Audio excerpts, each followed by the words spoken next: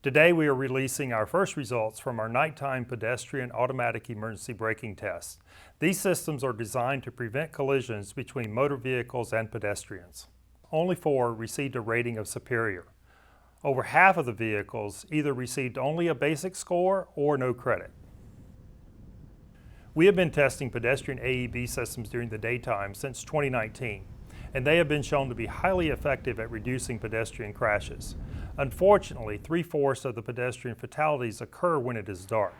So if we're going to take advantage of this technology and have the greatest impact on pedestrian safety, these systems must work well at night.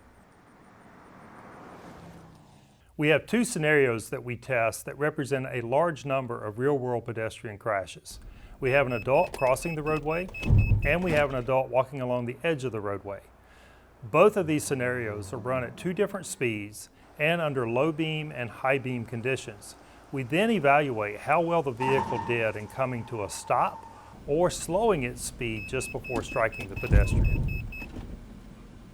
We had 4 vehicles that received a superior rating: the Nissan Pathfinder, the Toyota Camry, the Toyota Highlander, and the Ford Mustang Mach-E. The Nissan Pathfinder was the only one of those vehicles to avoid a pedestrian collision in all scenarios.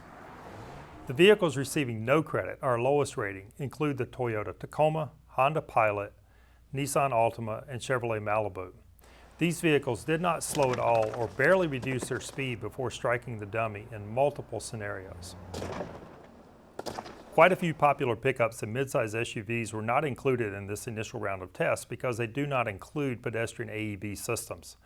This is disappointing because recent research has shown that these vehicles are more dangerous to pedestrians. Improving pedestrian safety is going to require a multi-pronged approach. We know that pedestrian AEB systems can make a big difference when they work well. Our new nighttime ratings program will ensure that these systems work when they are needed most.